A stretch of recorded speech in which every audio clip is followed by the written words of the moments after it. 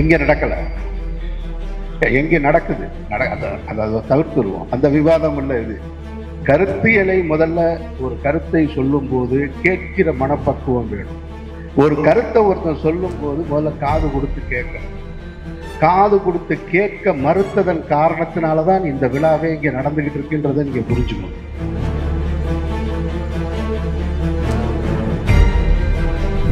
இதுதானே இந்தியா. இது பழனியப்பன் வீடு மட்டுமல்ல, இந்தியாவும் இதுதான். வீட்டுல மாதிரி சண்டை வந்துடக்கூடாதுன்னு ஒரு விழா வெளியில நடத்துறாரு, அவ்வளவுதான் விஷயம். ஆனா இந்த ரெண்டு தாடிக்குமே வேற்றுமை இருக்கு. ஒரு தாடி பெரியாரிய கொள்கைகளை பேசுகிறது, எந்த பதட்டமும் கூடாது, பரவாயில்ல அந்த வீட்டில் நடக்கலைன்னா என்ன. அப்ப பழகருப்பையா ரொம்ப நாளா இஸ்லாமியர்கள் வீட்டுக்குள் வரக்கூடாது என்பதை பொதுவெளியில் சொல்லாம இருந்தாரு, சொல்லிட்டார்ல.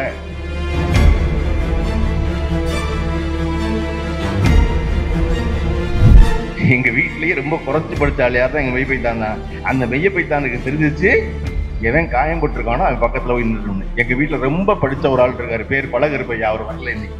அவன் எந்த மதத்தில் சேர்ந்தா என்ன அதெல்லாம் ஒண்ணு கிடையாது. அந்த பத்தியில ஒரு இஸ்லாமியனும் இந்த பத்தியில ஒரு கிறிஸ்தவனும் உட்கார்ந்துருக்கும் போது நடுவுல நான் பொங்கல் வைக்கிறவன் வாய்ப்பு ஏற்படுது இல்ல, அன்னைக்குதான் அது நிஜமான பாசிட்டிவ் ஆகும்.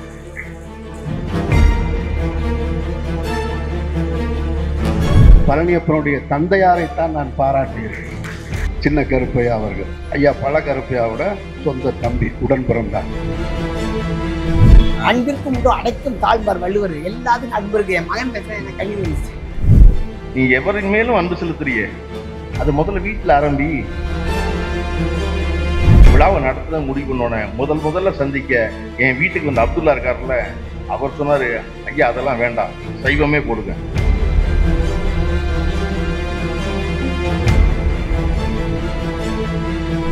என்னுடைய சொந்த தங்கச்சி, கூட பிறந்த தங்கச்சி முகமே எனக்கு மறந்துருச்சு.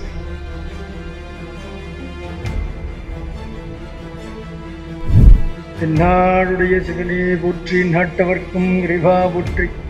எனக்காக உயிர் கொடுத்து என் ஆன்மாவை அழிவிலிருந்து காப்பாற்றிய ஆண்டவரும் மீட்பருமாகிய இயேசு கிறிஸ்துவின் மூலம் மனித குலத்தின் வழிகாட்டி இந்த உலகை வைவிக்க வந்த உத்தமர் நபிகள் நாயகம் ஸல்லல்லாஹு அலைஹி வஸல்லம் சலாம் சொல்லி. சவுத் பீட் அன்பு உறவுகளுக்கு வணக்கம். நான் ஃபெலிக்ஸ் இன்போலி. இப்போ நம்ம காரைக்குடியில் இருக்கிற அபூர்வா மஹாலில் இருக்கிறோம். அதாவது திரைப்பட இயக்குனர் திரு கரு பழனியப்பன் அவருடைய பூர்வீக வீட்டில் நடக்க இருந்த அந்த மத நல்லிணக்க மிலாது விழா இந்த அபூர்வா மஹாலில் நடக்குது. இந்த விழாவின் நோக்கம் என்ன, இந்த விழாவில் யாரெல்லாம் பங்கெடுக்கிறாங்க அப்படின்ற குறித்து இந்த வீடியோவில் நம்ம பார்க்கலாம். தமிழ்நாட்டில் மத நல்லிணக்கம் என்பதும் ஒருவரது விழாவில் மற்றவர்கள் பங்கு பெறுவதும், இன்னும் சொல்ல போனால் மாற்று மதத்தை சார்ந்தவர்களுடைய விழாக்களை இன்னொரு மதத்தை சார்ந்தவர்கள் எடுத்து நடத்துவதும், இது காலம் காலமாக நம்முடைய பண்பாடாக மரபாக இருந்து கொண்டிருக்கின்றது. இதை நடத்துவதற்கு அண்ணன் கரு பழனியப்பன் அவர்கள் முழு தகுதி பெற்றவர். மீளாத விழாவை நான் நடத்துறது அதிசயமும் இல்லை, ஆச்சரியமும் இல்லை. ஆனால் கரு பழனியப்பன் நடத்துகின்றார். ஆனால் அவருக்கு இதில் அரசியல் நோக்கம் எதுவும் இல்லை. என்ற அரசியல் சூழல்னு கேட்டீங்களா, ஆனால் அவருக்கு அரசியல் நோக்கம் இருக்கிற மாதிரி எனக்கு தெரியல. ஆனால் அதை நடத்துவதற்கு 100% தகுதி வாய்ந்தவர். காரணம், அவருடைய மனைவியார் அன்னி அவர்கள் வேறு சாதியை சேர்ந்தவர். கருப்பழனியப்பன் அவர்கள் பிறந்த அந்த சமூகத்தை சேர்ந்தவர் அல்ல. கருப்பழனியப்பன் அண்ணன் அவர்களுடைய தம்பி ஒருவர் மதம் மாதிரி இஸ்லாமிய சமயத்திற்கே வந்தவர். அவர்கள் குடும்பத்தில் கிறிஸ்துவ நம்பிக்கை உள்ளவர்களும் உண்டு. இப்படி பல்வேறு நம்பிக்கைகளை கொண்ட ஒரு குடும்பத்தில் இருந்து வந்தவர் இந்த விழாவை நடத்துவதற்கு பொருத்தமானவர்.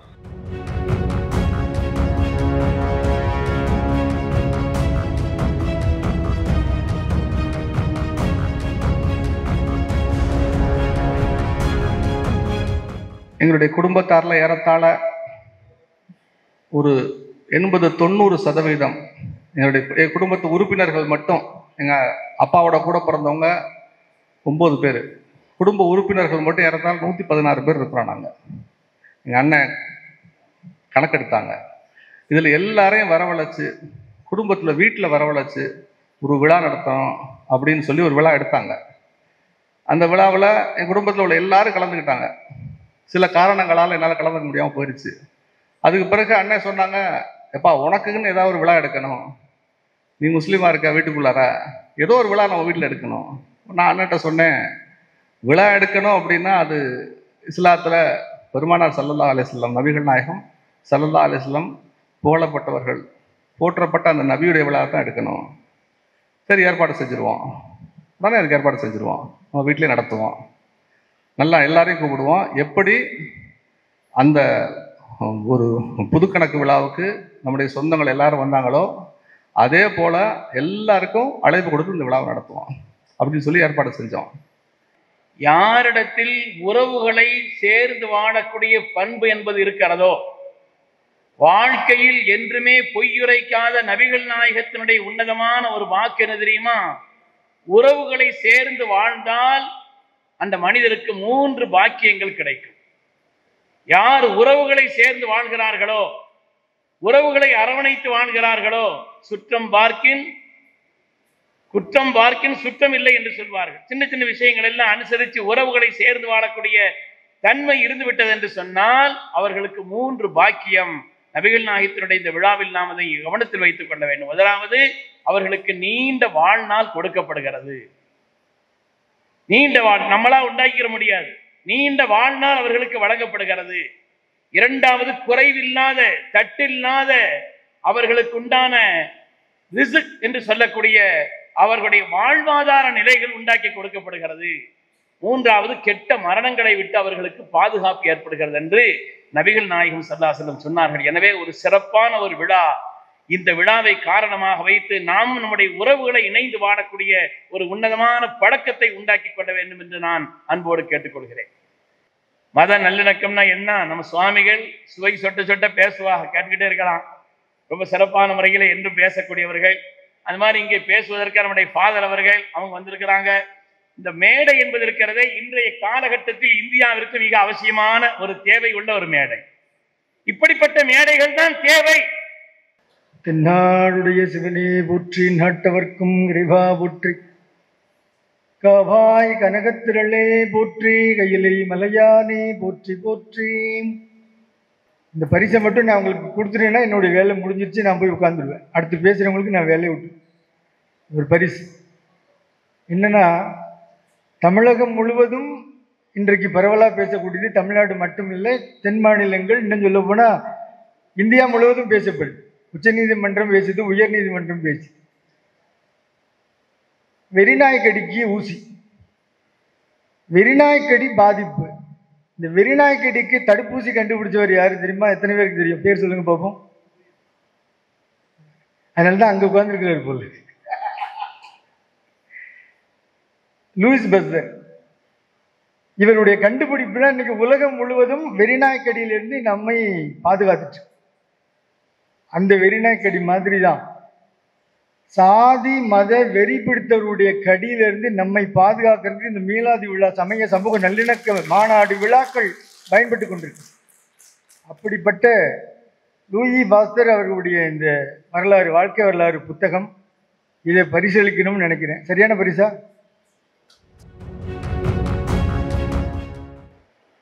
எனக்காக உயிர் கொடுத்து என் ஆன்மாவை அழிவிலிருந்து காப்பாற்றிய ஆண்டவரும் மீட்பருமாகிய இயேசு கிறிஸ்துவின் மூலம் அகிலாண்டத்தை படைத்து பராமரித்து வரும் அந்த பரமாத்மாவுக்கு மாட்சி உண்டாகட்டும். கடவுள் உண்டா இல்லையா என்ற கேள்விக்கு முழுமையாக பதில் இன்னும் கண்டுபிடிக்காத ஒரு சகோதரர் கடவுள் நம்பிக்கையாளர்களுக்கிடையே ஒற்றுமை உருவாக்க நினைப்பதை நினைத்து நான் பெருமகிழ்ச்சி அடைகிறேன். இதுல நான் கிறிஸ்தவர், அடிகளார் ஒரு சைவ சமயத்தை சார்ந்தவர், இங்கு இருக்கக்கூடிய பெரும்பான்மையானவர்கள் இஸ்லாமியர்கள். நாம் நல்லிணக்கத்தோடு வாழ வேண்டும் என்று நாமே நினைக்காத பொழுது, நாமெல்லாம் நல்லிணக்கத்தோடு வாழ்வதல்லவா தன்னுடைய இருதயத்தினுடைய ஏக்கம் என்று ஒரு பழனியப்பன் சகோதரரை நான் பார்க்கும் பொழுது எனக்கு நெஞ்சமெல்லாம் மகிழ்ச்சி அடைகின்றது. ரொம்ப சந்தோஷமா இருக்குதுங்க ஐயா, உண்மையிலே ரொம்ப சந்தோஷமா இருக்குது. இறைவன் மீது அளவில்லாத அன்பு வைத்திருக்கிறவனை பார்த்து மறைநூல் கேள்வி கேட்கிறது, சக மனிதனை நேசிக்கிறாயா? மரியாதைக்குரிய பாஸ்டர் அகத்தியன் அவர்கள் பேசும்போது அதிசயமாக சொன்னார், கடவுள் மறுப்பாளரான இயக்குனர் பழனியப்பன் இந்த விழாவை நடத்துகிறார் என்று சொன்னார். பெரியார் இறை மறுப்பாளர் தான், ஆனால் அந்த தத்துவமாகவே அவரும் வாழ்ந்தார். அதனால்தான் அண்ணன் அவர்களால் இது போன்ற விழாவையும் நடத்தப்படுகின்றது. எத்தனையோ மாற்று மத சகோதரர்கள் நபிகள் நாயகத்தை ஏற்றுக்கொள்கின்றார்கள். காரணம், அவர் தத்துவமாகவே அந்த தத்துவத்திற்கு உண்மையாகவே வாழ்ந்தார். எத்தனையோ இறை நம்பிக்கையுடைய என்னை போன்றவர்களும் பெரியாரை ஏற்றுக்கொள்கின்றோம். ஆக உண்மை என்பது எப்போதும் நிலையானது, அது ஒன்றுதான் நிச்சயமானது.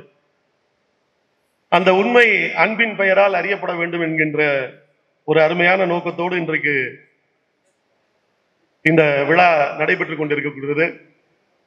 நேற்று மாலை விழாவிற்கு வர வேண்டும் என்று பல நாட்களுக்கு முன்பே இயக்குனர் கரு பழனியப்பன் அவர்கள் என்னிடத்திலே கூறினார். ஆனால் நேற்று மாலை என்னை அழைத்து பேசும்போது, ஒரு சிறிய மாற்றம், வீட்டில் இந்த விழா நடத்தவில்லை, நாங்கள் இடத்தை மாற்றுகிறோம், இடம் மாற்று ஒரு சிறு பிரச்சனைகளின் காரணமாக இடமாற்றி செய்யலாம் என்று நானும் தம்பி முஜாஹிதீனும் முடிவு செய்து விட்டோம் என்றார். எனக்கு அதுவரை முஜாஹிதீனே எனக்கு தெரியாது. நானும் தம்பி முஜாஹிதீனும் முடிவு செய்து விட்டோம். அந்த முஜாஹிதீன் யாரோ அவருக்கு வேண்டப்பட்டவர் போல இருக்கு, ஏதோ உள்ளூர்ல ஏதோ கட்சியிலோ இல்லை அமைப்புலையோ நம்மள மாதிரி யாரும் இருக்கிற போல இருக்குன்னு அப்புறம் கேட்டேன், யாருன்னு முஜாஹிதீன் அப்படின்னு கேட்டேன். அப்ப சொன்னாரு, என் தம்பி, என் சித்தப்பா பையன், அவரு இந்த மாதிரி அவரு இஸ்லாமியரா மாறிட்டாரு, அவருக்காக தான் நான் இந்த விழாவை எடுக்க நினைச்சேன் அப்படின்னு சொல்லி இந்த விஷயத்த சொன்னாரு. எனக்கு உண்மையில இவர் மதம் மாறினது எனக்கு ஆச்சரியமா தெரியல. ஏன்னா எத்தனையோ பேர் இஸ்லாத்தை பிடித்துக் கொண்டு மதம் மாறுகிறார்கள், கிறிஸ்துவத்தை பிடித்துக் கொண்டு மாறுபவர்கள் உண்டு, இப்படி பல்வேறு சமயங்களை பிடித்து மாறுபவர்கள் இருக்கின்றார்களாக. அவர் இஸ்லாத்தை பிடித்து அவர் மதம் மாறியது எனக்கு ஆச்சரியமாக இல்லை. ஒரு மதம் மாறிய போது உங்களுக்கு எத்தனை வயசு? மார்க்கம் மாறினப்ப எத்தனை வயசு? 21 மாறி 25 வருஷம். 21 ஆண்டுகளாக பிறந்ததிலிருந்து தூக்கி வரதான் வளர்த்திருப்பாரு. ஏன்னா வயசு வித்தியாசம் இருக்கு. பழனியப்பன் கூப்பிட்ட வாய் இப்ப மறந்து கூட பழனிய, நானே என் தம்பி பழனியப்பன் வரல, நானே என் தம்பி முஜாஹிதீன் வரல. சந்திரமுகியாவே இவர் தான் மாறி இருக்காரு, அவர் மாறல. தம்பிங்கிறது தாங்க இந்த அவர் கொடுக்கக்கூடிய மரியாதை, அதுக்காக சொல்ல வர. அவர் சொல்றப்ப பாத்தீங்கன்னா நானும் என் தம்பி முஜாஹிதீனும் அப்படின்னாரு. ஏன்னா இன்னைக்கும் பாத்தீங்கன்னா ரஹ்மான திலீப்னு சொல்ற ஆள் இருக்கு. 1991 நமக்கெல்லாம் ஏஆர் ரஹ்மான் என்று அறியப்பட்டவர். சமீபத்தில் ஒரு பேட்டி பார்த்தேன், ஒருத்தர் கலைத்துறையை சேர்ந்த ஒரு பெண்மணி பேட்டி கொடுக்குறாரு. அப்ப அந்த ரோஜா படம் ஆரம்பிச்ச பத்தி சொல்லல, திலீப் அப்போ சின்ன பையன், ஆனா நம்பி அப்போ நாங்க மியூசிக்கை கொடுத்தோம், யாரா திலீப்னு நான் பாக்குறேன். அப்புறமா அவங்க சொல்றாங்க, திலீப்னு சொன்னா உங்களுக்கு எல்லாம் தெரியாது, அவர் யார் ரஹ்மான்னு. அப்ப ரஹ்மானே, திலீப்பே ரஹ்மானா மாறினா கூட அவரை ரஹ்மானா மாற விடாத ஆளுங்க இன்னும் இருக்கிறப்ப, இவரு என் தம்பி பழனியப்பன்னு சொல்லாம நேற்று முஜாஹிதீன் சொன்னப்ப எனக்கு மிகுந்த ஆச்சரியமாக இருந்தது. ஒரே வீட்டில் அவருடைய உறவினர் ஒருவர், அந்த வீட்டில் நடத்த வேண்டாம், வேறு மத நம்பிக்கை உடையவர்கள் இந்த வீட்டில் இருக்கும், அதனால இந்த விழாவை நடத்த வேண்டாம் என்று சொல்கின்ற ஒருவர், கடவுளே இல்லை என்கின்ற ஒருவர், மாற்று சமயத்தை ஏற்றுக்கொண்ட ஒருவர். இதுதானே இந்தியா? இது பழனியப்பன் வீடு மட்டுமல்ல, இந்தியாவும் இதுதான். வீட்டுல மாதிரி சண்டை வந்துடக்கூடாதுன்னு ஒரு விழா வெளியில நடத்துறாரு, அவ்வளவுதான் விஷயம். அங்க மாதிரி ஒரு சண்டை எங்கேயும் வந்துடக்கூடாது அப்படிங்கிறதுக்காக அந்த விழாவை அங்கிருந்து மாற்றி, சரி சித்தப்பா மனசு போன வேண்டாம், இடத்த மாத்திக்கணும், மாத்தி இன்றைக்கு இந்த விழா ஏன் நடைபெறுகிறது என்பதற்கான காரணமாகவும் இந்த விழாவாகவே இன்றைக்கு இருக்கின்றது. இந்த மீலாது விழா மேடை என்பது ஒரு நேரத்தில் இஸ்லாமியர்களால் நடத்தப்பட்டது. மிகுந்த வேதனையோடு ஒரு நேரத்தில் என்கின்ற வார்த்தையை நான் பயன்படுத்துகின்றேன். காரணம், எங்களது சிறுபலாயத்தில் நாங்கள் பள்ளி கல்லூரிகளில் படித்த காலத்தில் மீலாது விழா என்பது ஊருக்கு ஊர் வீதிகள் தோறும் நடந்து கொண்டிருந்த ஒரு விழா, இஸ்லாமியர்கள் ஏற்பாடு செய்து நடத்தி கொண்டிருந்த விழா. அந்த மீலாது விழா மேடையில யாரெல்லாம் வந்து பேசியிருக்காங்கன்னு கேட்டீங்கன்னா, தந்தை பெரியார் பேசியிருக்கிறார். கடவுள் மறுப்பாளரான தந்தை பெரியார் மீலாது விழா மேடைகளிலே பேசியிருக்கின்றார். தவத்திரு குன்றக்குடி அடிகளார் அவர் வந்து அந்த மேடையிலே பேசியிருக்கின்றார். பேரூர் மருதாச்சலம் அடிகளார் தொடங்கி எத்தனையோ அடிகளார்கள் அந்த மேடையிலே பேசியிருக்கின்றார்கள். கிறிஸ்துவ பாதிரிமார்கள் அந்த மேடையிலே பேசியிருக்கிறார்கள். அறிஞர் அண்ணா பேசினார். தலைவர் கலைஞர், இன்னும் சொல்ல போனார், தலைவர் கலைஞர் நெஞ்சுக்கு நீதியில எழுதியிருப்பார். திருவாரூரில் நடந்த ஒரு மீளாது விழாவிற்கு அண்ணா பேச வந்த போதுதான் முதலாக நான் அண்ணாவை சந்தித்தேன். அண்ணாவை தலைவர் கலைஞர் சந்தித்தது கூட ஒரு மீளாது விழாவில் தான். அப்படி நடந்து கொண்டிருந்த, பரவலாக நடந்து கொண்டிருந்த மீளாது விழாக்கள் 90களின் இறுதியில் 2000களின் துவக்கத்தில் இஸ்லாமியர்களுக்குள்ளேயே சில சிக்கல்களில், புரிதல் சிக்கல்கள் என்றுதான் நான் அதை சொல்லுவேன். ஏன்னால் இஸ்லாத்தில் சிக்கல் கிடையாது, குரானில் சிக்கல் கிடையாது, இஸ்லாமியர்களிடத்திலே தான் சிக்கல் உண்டு. நபிகள் நாயகம் பிறந்த நாள் கொண்டாடினதில்லை, அதனால மீலாது விழா கொண்டாடினா ஹராம்னு திடீர்னு சில பேர் கிளம்பிட்டான். புரியல, நபிகள் நாயகம் காலத்துல கேக்கும் கிடையாது, அவர் கேக்கு வெட்டியிருக்க வாய்ப்பு இல்லை, அதெல்லாம் நம்ம ஏத்துக்கிறோம். ஆனா மீலாது விழாங்கிறது எதுக்கு நடக்குது? நபிகள் நாயகம் பிறந்த நாளை காரணம் காட்டி நடக்கின்ற ஒரு சமூக விழா. அரங்கத்தில் இருக்கும் அனைவருக்கும் இறைவன் புறத்திலிருந்து சாந்தியும் சமாதானமும் உண்டாகட்டும்.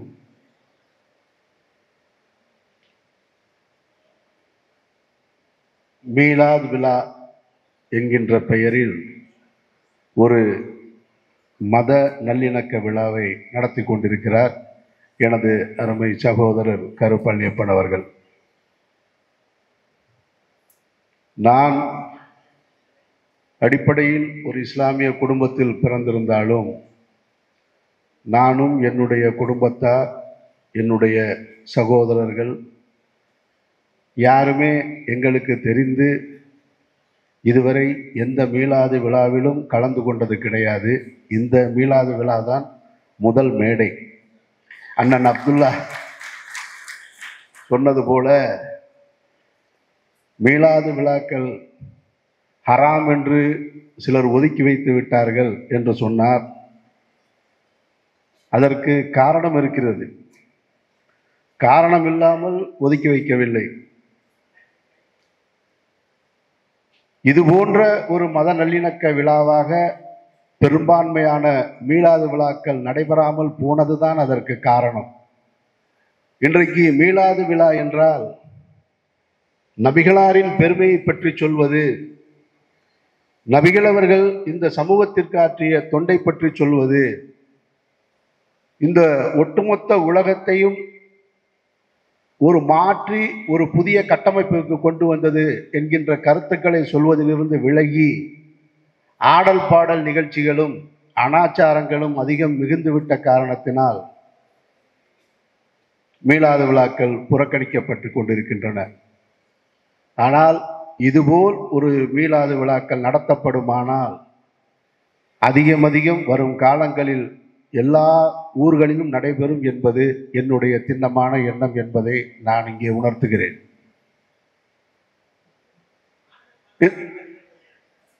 இங்க நடக்கல, எங்கே நடக்குது, அதை தவிர்த்துருவோம். அந்த விவாதம் இல்லை. இது பார்த்தீங்களா, டக்குன்னு விவாத மேடையா மாற்ற பார்க்குறீங்க பார்த்தீங்களா, அது இல்லை. கருத்தியலை முதல்ல ஒரு கருத்தை சொல்லும் போது கேட்கிற மனப்பக்குவம் வேணும். ஒரு கருத்தை ஒருத்தன் சொல்லும் போது முதல்ல காது கொடுத்து கேட்கணும். காது கொடுத்து கேட்க மறுத்ததன் காரணத்தினாலதான் இந்த விழாவே இங்கே நடந்துகிட்டு இருக்கின்றதை நீங்க புரிஞ்சுக்கணும். அதாவது காரைக்குடி என்பது ஒரு பாரம்பரியம் மிக்க ஒரு ஊர். செட்டியார் சமூகம் என்பது ஒரு வரலாற்று சிறப்பு மிக்க ஒரு சமூகம். நான் அதை அதிகம் உணர்ந்தவன். காரணம், நான் ஒரு செட்டியார் பள்ளிக்கூடத்தில் தான் படித்து வளர்ந்தவன். அந்த பண்பாடு, அந்த கலாச்சாரம் எல்லாவற்றையும் அறிந்தவன் நான். அவர்களோடு அதிகமாக பழக்கப்பட்டவன். அப்படி ஒரு செட்டியார் சமூகத்தில் இருந்த பழனியப்பன் என்கின்ற இரு பழனியப்பன்கள், ஒரு பழனியப்பன் இங்கே இருக்கிறார், இவரும் தாடி வச்சிருக்காரு. பக்கத்தில் இன்னொரு பழனியப்பன் உட்கார்ந்துருக்கார், அவரும் தாடி வச்சிருக்கார். ஆனால் இந்த ரெண்டு தாடிக்குமே வேற்றுமை இருக்கு. ஒரு தாடி பெரியாரிய கொள்கைகளை பேசுகிறது, ஒரு தாடி நபிகளாரின் பெருமைகளை பேசுகிறது. இந்த ஒரு பழனியப்பன் முஜாஹிதீனாக மாறிய காரணத்தினால் அவர் தனது குடும்பத்திலிருந்து ஒதுக்கி வைக்கப்படுகிறார். அதுதான் இந்த விழாவின் முதல் புள்ளி. தொடக்கம் என்னன்னா, கிட்டத்தட்ட தான் வளர்ந்த, தன்னை தூக்கி வளர்த்த மாமா, அத்தை, சித்தப்பா, பெரியப்பா, அண்ணன், தம்பி உறவுகளிடமிருந்து முழுவதுமாக விலக்கி வைக்கப்பட்ட ஒரு காரணத்தினால் அவருக்குள்ள ஒரு ஏக்கம் இருக்கு. அவருக்குள்ள ஒரு மிகப்பெரிய ஒரு ஆசை இருக்கு. நம்ம பிறந்த அந்த தாய் தகப்பன் சொந்த ஊரை, சொந்த வீடை, தான் வளர்ந்து விளையாடிய அந்த வீட்டுக்குள்ள கூட போக முடியலையே அப்படின்ற ஒரு ஏக்கம் இருந்தது. அந்த ஏக்கத்தை, அதை தீர்ப்பதற்காக, அந்த குறையை தீர்க்கணும் அப்படின்ற ஒரே நோக்கத்திற்காகத்தான் கருப்பழனியப்பன் அவர்கள் இந்த விழாவை நடத்தணும்னு முடிவெடுக்கிறாங்க. அப்போ ஒரு குடும்ப விழாவாக என்ன காரணத்திற்காக உன்னை இந்த உறவினர்கள், யாரால் நீ அவர் ஒதுக்கி வைக்கப்படுறாருன்னா, அவருடைய சொந்த பெரியப்பாவால் ஒதுக்கி வைக்கப்படுகிறார். அப்படி இருக்கக்கூடாது. நீ சொந்த பந்தத்தோட எல்லாரோட இருக்கணும். நீ ஏற்றிருக்கிறது ஒரு இஸ்லாமிய மார்க்கத்தை ஏற்று நீ போயிருக்கலாம், அதுக்காக நீ எங்களுடைய உறவுன்னு கிடையாது அப்படின்னு ஒதுக்கி வைக்க கூடாது. நீயும் என்னுடைய தம்பி தான், நீயும் உனக்கு எல்லா உரிமையும் இந்த வீட்டில் இருக்கு அப்படின்னு சொல்லி அந்த வீட்டுக்குள்ள வச்சு இந்த விழாவை நடத்தணும் அப்படின்றதான் அவருடைய நோக்கமாகத்தான் இதை தொடங்கியிருக்க. ஆனால் ஒரு குடும்ப விழாவாக நடத்த வேண்டிய ஒரு நிகழ்வை பல்வேறு இடைஞ்சல்களின் காரணமாக, பல்வேறு சிக்கல்களின் காரணமாக இன்றைக்கு ஒரு அரங்க விழாவாக நடத்தக்கூடிய சூழலுக்கு தள்ளப்பட்டிருக்கிறது. இப்போ இந்த இடத்துல நான் விளங்கிக்கிறது என்னன்னா, பழனியப்பனுடைய இந்த முயற்சியை தான் பார்க்குறேன். இது எப்படி கடைசியில் அமைஞ்சிருக்குன்னு பார்த்தீங்கன்னா, தொடங்கும் போது தமிழ்தாய் வாழ்த்தோட தொடங்குது. அதற்கு பின்னால் திருமறை வசனங்கள் சொல்லப்படுகிறது. அதற்கு பின்னால் தென்னாடுடைய சிவனே போற்றி எந்நாட்டவர்க்கும் இறைவா போற்றி என்று திருவடிக்குடியில் சுவாமிகள் சொல்றாங்க. சகோதரர் பாஸ்டர் அன்பே பிரதானம், அன்பே பிரதானம், சகோதர அன்பே பிரதானம் என்று ஒரு பாடலை பாடுகிறார். இப்படி எல்லோருமாக நின்று குழுமி இருக்கக்கூடிய ஒரு மாபெரும் விழாவாக மாறி இருக்கிறது. அதற்கு முதல் காரணம், முழுமையான காரணம் பழனியப்பன் தான். பழனியப்பனுக்கு என்னுடைய நெஞ்சார்ந்த வாழ்த்துக்கள். பொதுவாக இஸ்லாமியர்கள், மார்க்க அறிஞர்கள் அவங்க எந்த இடத்துக்கு போனாலும் திருக்குரானை பரிசீலிப்பது ஒரு வழக்கம்.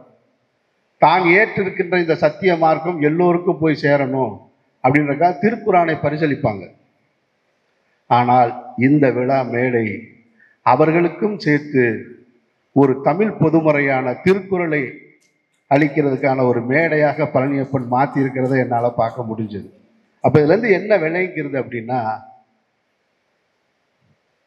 மனிதன் என்பவன் ஒரு ஆன்மாவிலிருந்து தான் தொடங்கி இருக்க முடியும். ஒரு ஆணிலிருந்து ஒரு பெண்ணிலிருந்து தொடங்கிய மனிதன் அவன் பல்வேறு காலகட்டங்கள், அதைத்தான் திருமறை வசனம் சொன்னதாக சொன்னாங்க. நம்பிக்கையுடையரே, நாங்கள் நான் உங்களை ஒரு ஆணிலிருந்தும் பெண்ணிலிருந்தும் படைத்தோம், நீங்கள் புரிந்து கொள்வதற்காக உங்களை குலங்களாகவும் கோத்திரங்களாகவும் மாற்றினோம் என்பது ஒரு குர்ஆனுடைய வசனம். அப்போ ஒரு ஆணிலிருந்தும் பெண்ணிலிருந்தும் தோன்றிய இந்த மனித இனம் பல்வேறு காலகட்டங்களில் பல்வேறு சமயங்களை பல்வேறு மதங்களை பின்பற்றி தான் வந்திருக்கு. அப்படின்னா அது தனக்கு தேவையானதை, எனக்கு எது பிடிச்சிருக்கோ, எனக்கு எது சரின்னு படுதோ, நான் எதை அதிகம் நேசிக்கிறேனோ அதன் பக்கம் போக வேண்டியது ஒரு மனிதனுக்கான உரிமையும் கடமையுமாக இருக்கு. அதை ஒருத்தர் தேர்ந்தெடுத்தான் அப்படின்றதுக்காகவே அவனை நாம் ஒதுக்கி வைப்பது என்பது எந்த வகையிலும் நியாயம் இல்லை.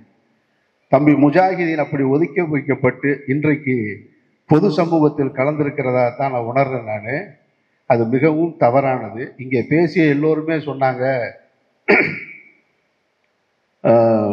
இறை மறுப்பாளனார கடவுள் இருக்காரா இல்லையா அப்படின்னு ஆராய்ச்சி செய்து கொண்டிருக்கக்கூடிய கருப்பழனியப்பன் தான் இன்றைக்கு ஒரு சைவ சமயத்தை பின்பற்றக்கூடிய ஒரு திருவடிக்குடில் சுவாமிகளையும் பாசர் அகத்தியன் அவர்களையும் பெரும்பான்மையான இஸ்லாமியர்களை ஒன்றிணைச்சு நீங்கள்லாம் ஒத்துமையா இருங்கன்னு சொன்னாங்க.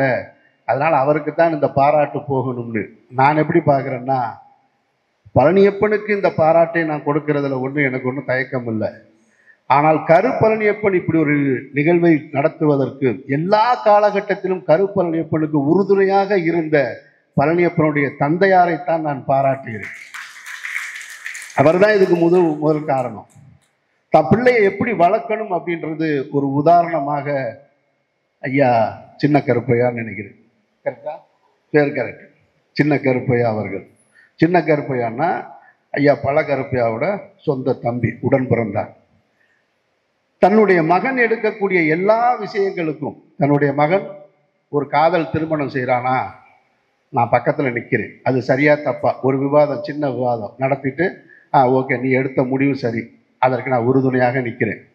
தன்னுடைய மகன் கல்லூரி காலகட்டத்திலிருந்து திரைப்படத்துறைக்கு போக போகிறானா, இது உனக்கு சரியாக வருமாயா, சரியாக வரும் அப்படின்னு ஒரு சின்ன கருத்து விவாதம் நடந்து முடிஞ்ச உடனே அதற்கு உறுதுணையாக நிற்கிறது.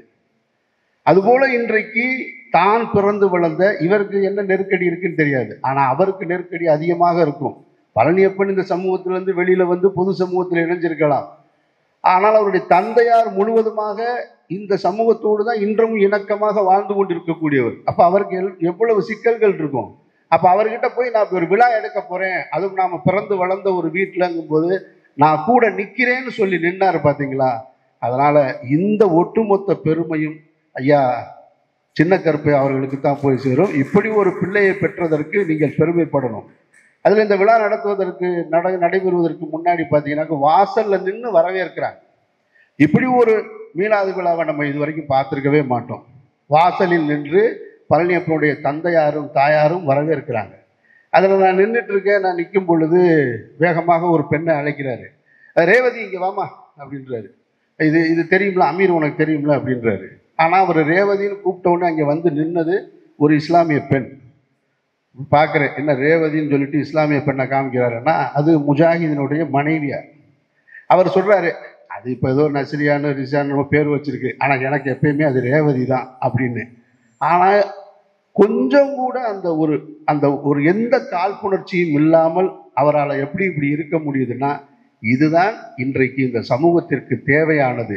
இந்த சமூகம் எப்படி வாழணும், நான் என்ன கருத்தை ஏற்றிருக்கிறேன், நான் எந்த சமயத்தை பின்பற்றுகிறேன் அப்படின்றது முக்கியம் இல்லை. எதிரே நிற்கிறவன் என்ன கருத்தை பின்பற்றுகிறான், அவன் என்ன மார்க்கத்தை பின்பற்றுகிறான், அதற்கு உண்டான அந்த பண்பையும் அதற்கு உண்டான மதிப்பளிக்கிறது இருக்கு இல்லையா, அந்த மதிப்பளிக்கிறது தான் மத நல்லிணக்கம். அந்த மத நல்லிணக்க விழாவாகத்தான் இது இருக்கின்றதை நம்ம புரிஞ்சுக்கணும். ஒரே ஒரு கருத்தை மட்டும் சொல்லிட்டு நான் முடிச்சுக்கிறேன். உங்களுக்கு எல்லாம் தெரியும், முகமது நபி அவர்கள் தான் இன்றைக்கு உலகம் முழுவதும் இஸ்லாத்தை கொண்டு போய் சேர்த்தவங்க. உலகெங்கும் வாழக்கூடிய இஸ்லாமியர்களுக்கு அவர்தான் தலைவர். அவருடைய இந்த சத்திய மார்க்கத்தை இஸ்லாத்தை அவர் எத்தி வைக்கும் பொழுது அன்றைய காலகட்டத்தில் 1500 வருடங்களுக்கு முன்னால் அரபு தேசத்தில் எத்தி வைக்கும்போது முதல் முறையாக ஏக இறைவன் ஒருவன் தான், வணக்கத்திற்குரியவன் இறைவன் மட்டும்தான், கல்லையும் மண்ணையும் வணங்காதீங்க, நீங்கள் வணங்கி கொண்டிருப்பதெல்லாம் கடவுள்கள் அல்ல அப்படின்னு சொல்லும்போது அவருக்கு வந்த அத்தனை எதிர்ப்புகளுக்கு நடுவில் அவரை கொல்வதற்கு கூட பல முயற்சிகள் நடந்திருந்தது. அத்தனை எதிர்ப்புகளுக்கும் நடுவுலையும் அவருக்கு உறுதுணையாக இருந்தவர் அவருடைய சிறிய தகப்பனார் அவர்கள் தான். ஏன்னா அவருடைய தந்தையார் இறந்துடுறாங்க, தாயாரும் இறந்துடுறாங்க. சிறு வயதிலிருந்து அவரை வளர்த்தவர் அவருடைய சிறிய தகப்பனார். அவர் கடைசி வரை ஒரு இஸ்லாமியராக வாழவே இல்லை, இஸ்லாத்தை ஏற்றுக்கொள்ளவே இல்லை. இதுதான் மறுக்க முடியாத உண்மை. முகமது நபி அவர்கள் ஒரு மாபெரும் அரசராக, ஒரு பெரிய மதத்தின் நிறுவனராக, ஒரு மார்க்கத்தின் நிறுவனராக மாறியதற்கு பின்னால் அவரிடம் ஒரு பணியால் வேலை செய்கிறாரு. அவரும் இஸ்லாத்தை ஏற்றுக்கொள்ளாதவர் தான். இங்கே பெரும்பான்மையாக சொல்லப்படுகிற கருத்து என்னன்னா, இஸ்லாம் என்பது வாளால் பரப்பப்படுகிற மார்க்கம் அப்படின்னு. வாளால் பரப்பப்பட்டிருந்தால் தன்னிடம் வேலை செய்கின்ற பணியாளை அவர் கட்டாயப்படுத்தி ஒரு இஸ்லாமியனாக மாற்றியிருக்கலாம். ஆனால் அது அவருடைய நோக்கம் அல்ல, அவர் அப்படி செய்யவும் இல்லை. நீ என்ன கருத்தில் இருக்கிறாயோ, நீ என்ன கொள்கையை பின்பற்றி இருக்கிறாயோ, அது உன்னுடைய மார்க்கம் உனக்கு, என்னுடைய மார்க்கம் எனக்கு என்று சொல்லித்தான் அவர் வாழ்ந்திருக்கார். இப்படித்தான் இந்த சமூகம் இருந்திருக்கிறது என்பது மறுக்க முடியாத உண்மை. இந்த நிகழ்ச்சியை பார்க்கும் போதெல்லாம், நாளைக்கு இந்த நிகழ்ச்சி பொதுவெளிக்கு வரும் பொழுது, பல லட்சம் பேர் பார்வையாளராக வரும் பொழுது எல்லாரும் என்ன சொல்லுவாங்கன்னா, எப்பா இஸ்லாத்துக்கு ஒருத்தரை கூட்டிட்டு வந்து மதம் மாற்றிருக்காங்க, எப்பா இவங்க பூரா சேர்ந்து மதம் மாற்றி கொண்டு வந்து நிறுத்திட்டு இதை இவங்களே கொண்டாடிக்கிறாங்க அப்படின்னு. இந்த பழனியப்ப முஜாஹிதுனா மாறி இஸ்லாத்துக்கு வந்ததுனால இஸ்லாம் வாழ போகிறது கிடையாது. எங்கிருந்தோ ஒரு பழனியப்பனை கூட்டிட்டு வந்து இவர் தான் இஸ்லாத்தை வளர்க்கணும் அப்படின்ற அவசியம் இல்லை. அல்லது நாளைக்கு நானே அமீர் ஒரு இந்து மதத்துக்கு போறதுனால இந்து மதம் வாழ்ந்துடாது, என்னுடைய பிள்ளைகள் இந்து மதத்துக்கு போறதுனால இந்து மதம் வாழ்ந்துடாது. எந்த நீங்கள் வைத்திருக்கக்கூடிய கருத்து மதம் என்று சொல்லக்கூடியது, அது எப்பொழுது சத்தியத்தையும் உண்மையும் நேர்மையும் அதை நிலைநிறுத்த செய்கிறதோ அப்படித்தான் அந்த மதம் வாழும், அந்த மார்க்கம் வாழும். ஒரு முஜாஹிதினால வாழ்ந்துடாது. அப்போ அவர் இஸ்லாத்தை ஏற்றிருக்கிறது அவருடைய மன நிம்மதிக்காகத்தான், இஸ்லாத்தை வாழ வைப்பதற்காக அவர் வரல. இதை புரிந்து கொள்ள வேண்டியது அவசியம். இப்போ கேட்பாங்க, உங்கள் வீட்டில் நீங்கள் எப்படி யாராவது போனால் ஒத்துக்குறீங்களான்னு. ஒத்துக்குருவோம் தான். எங்கள் வீட்டிலேயும் நடந்திருக்கு. என்னை தெரிந்தவர்களுக்கு, என்னுடைய அலைபேசி எண்ணுக்கு அழைப்பவர்களுக்கு என்னுடைய உதவியாளர் ஒருத்தவங்க ஃபோன் எடுப்பாங்க. அந்த பொண்ணு பேர் துர்கா. அவர் என்னுடைய இரத்த உறவு தான். அவர் வேறு ஒரு மார்க்கத்தை பின்பற்றி இருக்காரு. என்னுடைய சொந்த இரத்த உறவு. அவர் மாறிட்டார் அப்படின்றதுக்காக நாங்கள் யாவரையும் அவரை குடும்பத்தை விட்டு ஒதுக்கிலாம் வைக்கல. இன்றைக்கும் எங்களுடைய குடும்பத்தில் எல்லோருமாக ஒரு உறவாகத்தான் இருக்காங்க.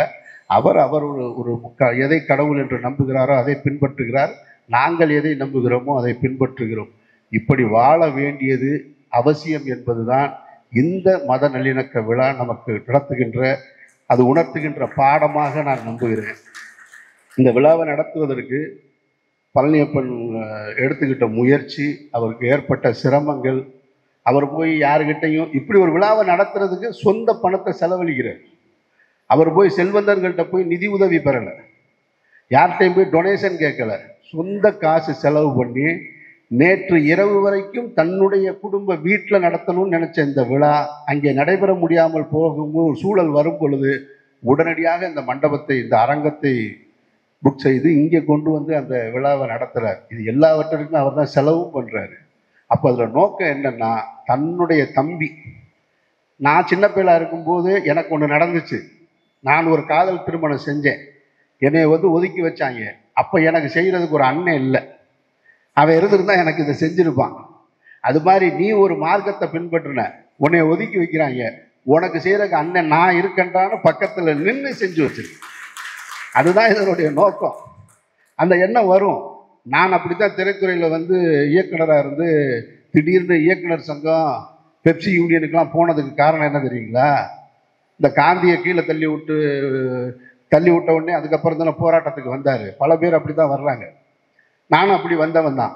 நான் என்னுடைய பருத்தி வீரன் திரைப்படத்தை பிரச்சனையாகும் போது சங்கத்தில் போய் நிற்கும் போது எவனுமே எனக்கு உதவி செய்யலை. தனியால் போராடிக்கிட்டே இருந்தேன். அப்புறம் தான் பார்த்தேன், நம்ம போராடுறோம், நமக்கு யாருமே உதவி செய்யலை. இதுபோல் பல பேர் இங்கே சிக்கல்கள் இருப்பாங்களே, அவைகளுக்கு போய் நம்ம உதவி செய்வோம் தான் நான் சங்கங்களுக்கு போனேன். அப்படித்தான் தனக்கு கிடைக்க அந்த நீதி கிடைக்கல, உனக்கு அந்த நீதியை பெற்றுத்தருவேன்னு சொல்லி கருப்பழனியப்பன் இந்த விழாவை நடத்துகிறத நான் பார்க்குறேன். இந்த விழாவை நடத்துகிற இந்த சிக்கல்களெல்லாம் அவர் சொல்லுவார். எதுவாக இருந்தாலும் இன்றைக்கு நடைபெற்று இருக்கக்கூடிய இந்த மீளாது விழா என்ற பெயரில் இருக்க மத நல்லிணக்க விழா எப்படி சமூக நீதிக்கும் சுயமரியாதைக்கும் பகுத்தறிவுக்கும் இந்தியாவிலேயே தமிழ்நாடு முன்மாதிரியாக இருக்கிறதோ, அதுபோல் இந்த மீளாது விழா இதுவரை நடைபெற்ற எல்லா மீளாது விழாக்களுக்கும் முன்மாதிரியாக இருக்கும். இனி வரும் காலங்களிலும் முன்மாதிரியாக இருக்கும் என்று கூறி விடைபெறுகிறேன். நன்றி. அண்ணன் எவ்வளவு உறுதுணையாக எனக்கு இருந்தாங்கன்னு பேசினாங்க. ரொம்ப சந்தோஷமா இருந்துச்சு. நான் முதல்ல நீ என்ன விரும்புகிறேன்னா அண்ணா கேட்டாங்கிட்ட, நீ என்ன விரும்புகிற, என்ன செய்யணும்? நான் ஏறத்தாழ எங்கள் குடும்ப உறுப்பினர்கள் 116 பேர் இருக்கிறாங்க. அதில் பெரும்பாலும் நான் எல்லாரையும் பார்த்தே ஒரு 1/4 நூற்றாண்டு ஆயிடுச்சு, 25 வருஷம் ஆயிடுச்சு. முகமே மறந்து போச்சு. என்னுடைய சொந்த தங்கச்சி, கூட பிறந்த தங்கச்சி முகமே எனக்கு மறந்துருச்சு. முகம் மறந்துருச்சு. அத்தனை வருஷம் ஆச்சு.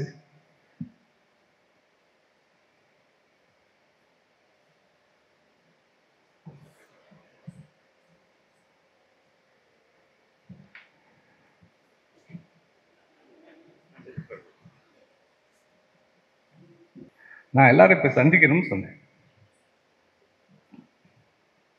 எல்லாரும் வீட்டுக்கும் போனேன். பெரும்பாலும் போய் இந்த பத்திரிக்கை கொடுத்தேன். எங்கள் அண்ணன் வந்திருக்காங்க, பெரியவர் பண்ணி வந்துருக்குறாங்க, எங்கள் ஐத்தா மெய்யப்பைத்தா வந்துருக்குறாங்க. எல்லாரும் வீட்டுக்கும் போனேன், சந்தித்தேன். அவங்களுடைய பிள்ளைகள்லாம் நான் 2 வயசில் பார்த்தது. 1 வயசு 2 வயசு. எங்கள் ஐத்தையை சந்திக்க போனேன். அப்பாவுடைய சகோதரி மூத்த சந்திக்க போனேன். அவங்க சொன்னாங்க, பழனியப்பா நீ எங்கே இருக்குன்னு எனக்கு தெரியலை, பேரன் எங்கள் வீட்டில் 3 கல்யாணம் நடந்துருச்சு, உன்னுடைய எந்த தொடர்பு இல்லை, நீ ஏன் எங்களோட தொடர்பு இல்லாமல் இருந்த கேட்டாங்க. நீ ஏன் எங்களோட தொடர்பு இல்லாமல் இருந்த? நாங்கள் உன்னை வர வேணான்னு சொல்லவே இல்லையே, நீ ஏன் வராமல் இருந்த? நீ மாறி போயிட்ட. எங்கள் அண்ணன் சொன்னாங்க, நீ மாறி போய், அதனால உனக்கு 17 தான் பாடினு. அது என்னப்பா, நீ எங்கள் குடும்பத்து பிள்ளை தானப்பா. எல்லாரும் வந்துருக்குறாங்க, எங்கள் ஐத்தை வந்துக்கிறாங்க, மெய்ப்பைத்தா வந்துக்கிறாங்க, என் கருப்பண்ணை, எங்கள் பெரியவர் பண்ணை வந்துக்கிறாங்க. மெட்ராஸுக்கு போனேன், தஞ்சாவூருக்கு போனேன். மெட்ராஸில் அம்பத்தூரில் ஒருத்தவங்க இருந்தாங்க, இன்னொரு ஆயத்தை வந்து மறைமலை நகரில் இருந்தாங்க. எல்லார் வீட்டுக்கு போய் பத்திரிக்கை கொடுத்தேன். அண்ணன் அங்கேருந்து ஃபோன் அடிச்சிருவாங்க. அண்ணனை சில இடங்களுக்கு அண்ணன் கூட வந்தாங்க. உங்களுடைய வேலை பலுனால அண்ணனை தொந்தரவு செய்யக்கூடாதுன்னு நான் போனேன். என் மனைவியோட போனேன். சில இடங்களுக்கு என் மனைவியை கூட்டிகிட்டு போனேன். எல்லாரும் கேட்ட கேள்வி தான், நீ ஏன் வராமல் இருந்த? நான் ரொம்ப வருத்தப்பட்டேன். பெரிய தப்பு செஞ்சுட்டோமே, நம்ம பெரிய தப்பு, நம்ம என்னமோ நினைச்சு ஒரு தப்பு செஞ்சுட்டோமே. யாரோ ஒரு நபருடைய நெருக்கடியினால இந்த குடும்பம் என்னை ஒதுக்கி வச்சிருச்சு நினைச்சு நான் தப்பு செஞ்சுட்டேனே. குடும்பம் என்னை ஒதுக்கி வைக்கல. அதே பாசத்தோட இருக்கு அந்த குடும்பம். அதே பாசத்தோட அதே அன்போட இந்த குடும்பம் என்கிட்ட இருக்குன்றதா அவங்க வீடுகளுக்கு போனதுக்கு அப்புறம் தான் தெரிஞ்சுட்டேன். சில நெருக்கடினால வராம இருந்தாங்க. சில நெருக்கடினால வராம இருந்தாங்க. நேற்று இரவு 11 மணிக்கு கடைசியா அடுத்த அண்ணன் பேசுவாங்க. 11 மணிக்கு இந்த ப்ரோக்ராமை மாத்திரம் எங்களுக்கு அண்ணன், நான் அண்ணன்ட்ட கேட்டேன், அண்ணன் ஏதாவது நெருக்கடியா? இல்லப்பா, எந்த நெருக்கடி இல்லை, நம்ம தான் மாத்திரம்னு விரும்புகிறோம். சட்டப்படி இதுக்கு எந்த தடையும் கிடையாது. ஏன்னு அப்புறம் மாத்திரம்னு விரும்புறீங்க? எந்த நெருக்கடி இல்லை, எந்த தடையும் இல்லையே. அண்ணன் சொன்னாங்க, இல்லப்பா, நம்ம கூப்பிட்டுருக்கிறது பூரா நம்ம ரத்த உறவுகளை சொந்தங்களை கூப்பிட்டுருக்கோம். சந்தோஷமா அவங்கள அனுப்பணும், அவங்கள சந்தோஷமா அனுப்பணும். எந்த பதட்டமும் கூடாது.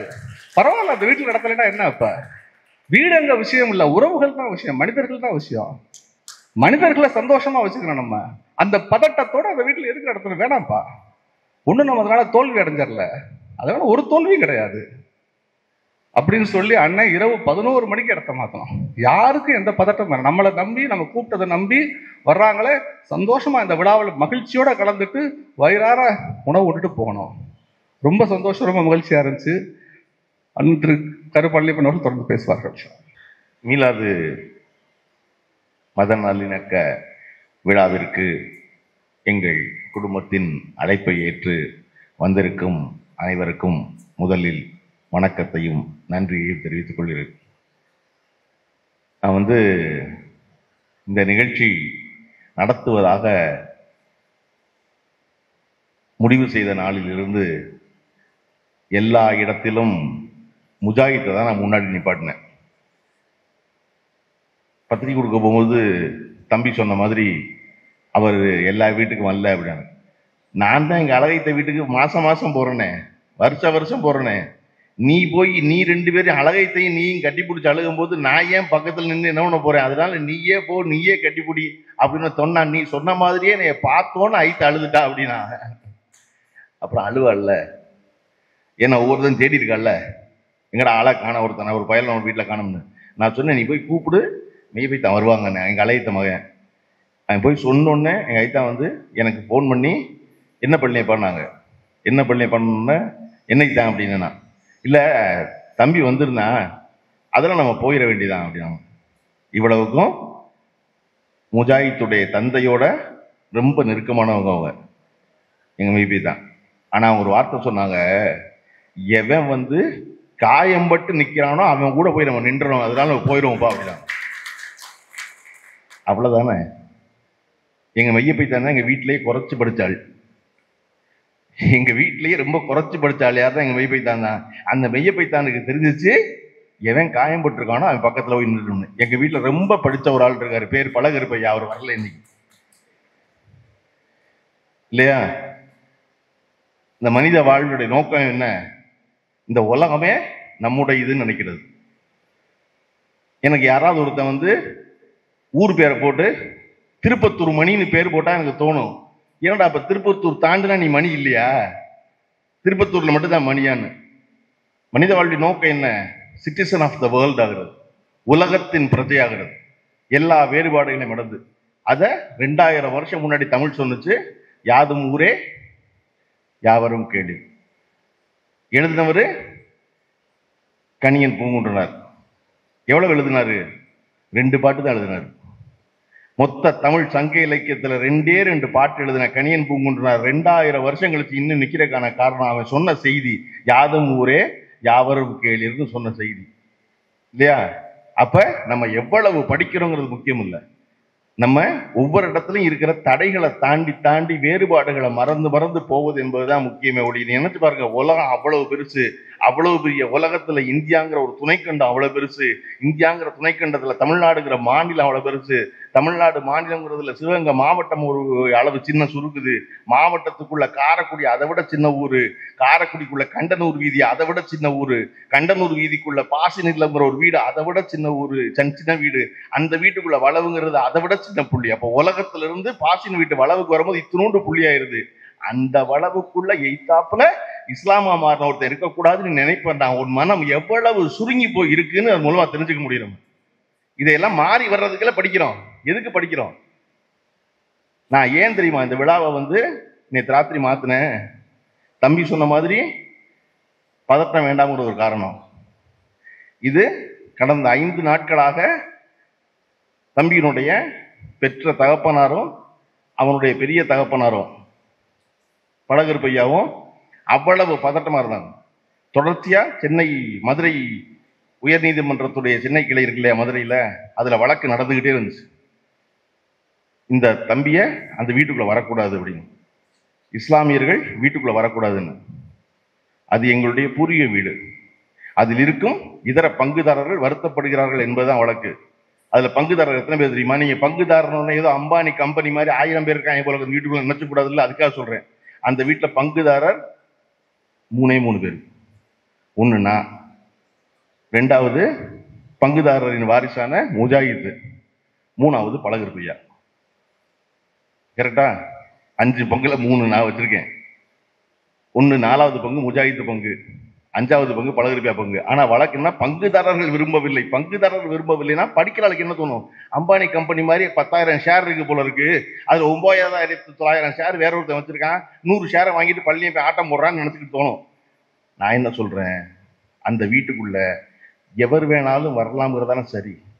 நேற்று மத்தியானம் 4 மணிக்கு இந்த காரைக்குடியில சமூகத்தில் பெரும் பெயர் பெற்றவர்கள், பெரும் செல்வந்தர்கள் 6 பேர் கூடி என்னை பார்க்க வரணும்னு பேசி என்கிட்ட சொன்னாங்க, இதை எங்க வேணாலும் நடத்துங்க, வீட்டில் நடத்தாதீங்க. நான் கேட்டேன், வீட்டில் நடத்தினா என்னன்னு கேட்டேன். வீட்டில் நடத்தினா என்ன? நான் சொன்னேன், வீட்டில் தானே நடத்தினா, அதானே என் வீடு, எங்க வேணாலும் நடத்தினா விஷயமா அது? நீங்க நான் எல்லாரோடையும் நல்லா இருக்கேன், எங்க வீட்டுக்கு வெளியே அப்படின்னு நீ பெரிய மனுஷன் கிடையாது. நாங்க வெளியே அண்ணன் தம்பியா பழகிக்குவோம், நீ பெரிய மனுஷன் கிடையாது. உன் வீடு எது, அதுக்குள்ள எல்லாரையும் கூப்பிட்டு அண்ணன் தம்பியா பழகுவியா? நீ பழகுனா தான் நீ பெரிய மனுஷன். நான் எதுக்கு காத்திருந்தேன் நேற்று ராத்திரி வரைக்கும் அப்படின்னா, அந்த வழக்கு நடந்துச்சுல்ல, நடந்த வழக்கு நீதிமன்றத்தில் நீதிபதி கேட்ட முதல் கேள்வி என்ன அப்படின்னா, அந்த வீட்டின் பங்குதாரர் ஒருவர் தான் விரும்பிய காரத்தை செய்தார், நான் எப்படி இதுக்கு தடை கொடுக்க முடியும்னு கேட்டார். இந்த மதநலக்கு விழாக்கள் நடக்கத்தானே வேணும் இந்த நாட்டில், அதுவும் இன்றைய சூழல்ல நான் எப்படி தடை போட முடியும்னு கேட்டாரு. எந்த அடிப்படையில் இந்த விழாவுக்கு தடை கேட்குறீங்கன்னு கேட்டாரு. இப்ப வரையும் தடை இல்லை, அதுல வென்றது முஜாஹித் தான், அந்த வழக்குல வென்றது முஜாஹித் தான். சரியா? ஒரு நீதிபதி என்ன செய்வாரு, மாறி மாறி ஐத்தாப்புல ஒரு டான்ஸ் ஆடிக்கிட்டே இருக்கான் அப்படின்னா கடைசியில் என்ன சொன்னாருன்னா, சரி இந்த வழக்கை 1ஆம் தேதிக்கு அப்புறம் விசாரிப்போம்னாரு. விழா நடக்கிறது என்னைக்கு? 31 இன்னைக்கு. நான் கேட்டேன், ஏன்டா 31ஆம் தேதி நடக்கிற விழாவை நீதிபதி தம்பிட்ட சொல்றேன், ஏன்டா 31ஆம் தேதி நடக்கிற விழாவை 2ஆம் தேதிக்கு அப்புறம் விசாரிப்போன்னு நீதிபதி சொல்றாருன்னா என்ன அர்த்தம் அப்படின்னு தம்பி கேட்டா. என்னென்ன அர்த்தம்? அவங்க எல்லாம் அண்டாவை கழுவி வச்சுட்டு போயிடுவாங்க, அதுக்கப்புறம் நீங்க போங்கன்னு அர்த்தம் அதுக்கு அப்படின்னு. நேற்று மறுபடியும் காரைக்குடி நீதிமன்றத்துல போய் தம்பி மேல ஒரு புகார் கொடுக்கப்பட்டுச்சு. அது எனக்கு தெரியும். அதுல புகார்ல நான் இல்லை, நீதிமன்ற வழக்கில் நான் இல்லை. திரும்ப திரும்ப அவனையே கொண்டு போய் மூளைக்கு தள்ளுறாங்க. சரியா?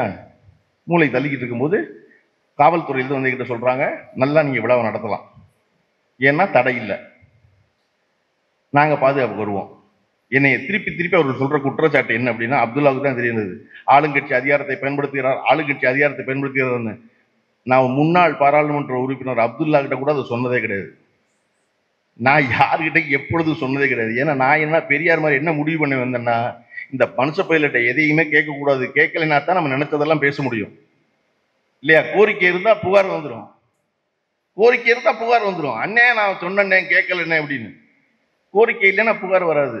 அப்படி எனக்கு எப்பொழுதும் எதையுமே எதுக்கும் பயன்படுத்தினதில்ல, நான் தான் நிற்பேன். எனக்கு என்னன்னா, நார்த்து போலீஸ் ஸ்டேஷனுடைய இன்ஸ்பெக்டர் ராமச்சந்திரனுக்கு என்ன பெரிய மகிழ்ச்சி அப்படின்னா, உங்களுக்கு போலீஸ் ஸ்டேஷன்ல ரொம்ப நல்ல பேருனாரு என்னைய நேற்று வந்து பார்த்துட்டு. ஏன்னு இல்ல, ஓராண்டு காலமாக உங்கள் மேல் தொடர்ந்து பொய் புகார் கொடுக்கப்படுது. எப்ப பொய் புகார் கொடுத்தாலும் கொடுக்கப்பட்ட 3 மணி நேரத்துக்குள்ள நேரம் வந்து நின்று நான் தான் அந்த பழனியப்பன் வந்து நிக்கிறீங்க பாருங்க, அதனால உங்களுக்கு காவல்துறையில் நல்ல பேர் இருக்குனாரு. நான் சொன்னேன், எனக்கு என்ன இருக்கு, ஒண்ணுமில்ல, வெறுஞ்சேட்டனா, என்ன செய்ய போறீங்க அப்படின்னு. அப்ப அவன் மேல நேற்று ராத்திரி புகார் கொடுக்கப்பட்டது. இப்ப வழக்கு வந்து வென்றாச்சு, காவல்துறையில வென்றாச்சு.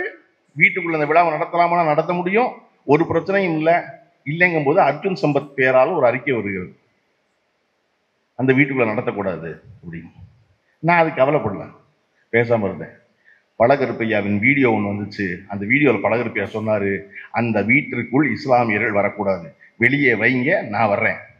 வீட்டுக்குள்ள வரக்கூடாதுன்னு பழகருப்பையா சொன்னாரு. நான் நினைச்சேன் ஆட்டம் முடிஞ்சிருச்சு. பழகருப்பையா ரொம்ப நாளா இஸ்லாமியர்கள் வீட்டுக்குள் வரக்கூடாது என்பதை பொது வெளியில் சொல்லாம இருந்தாரு. சொல்லிட்டார்ல, இப்ப தெரிஞ்சிருச்சுல. அப்ப அல்லாஹ் வடிவமைத்த அழகிய சமூகம்னு புத்தகம் எழுதுறது பொய். அங்க காசு வருதுங்கிறதுக்காக போய் பழகுறது பொய். இந்த முஜாஹித் தான் அந்த புத்தகம் கொடுத்த வெப்பன் சப்ளையர் யார் தெரியுமா பழகருப்பையாவுக்கு? இந்த முஜாஹித் 10 வருஷமா கூட இருந்து இஸ்லாமிய சமூகத்தில் இருக்க பணக்காரர்களை பூரா கொண்டு போய் பழகருப்பையாட்ட சேர்த்து விட்டது இவன் தான். அதுக்கு தான் நடக்குது இப்ப. எப்படி இவன் போவான் தம்பி, இவன் தான் கான்டாக்ட் கொடுப்பான், அவர் விழா நடத்துவாரு. ஆனா அந்த விழாவுக்கு ஒரு நாளும் முஜாஹித்தை கூப்பிட மாட்டார் அவர். முஜாஹித் ஒரு விழாவுக்கு கூட பழகருப்பையாவில் கூட. எனக்கு என்ன, நான் போன வருஷம் பழகருப்பையா ஒரு புத்தகம் வெளியிட்டார் காரைக்குடியில் வச்சு.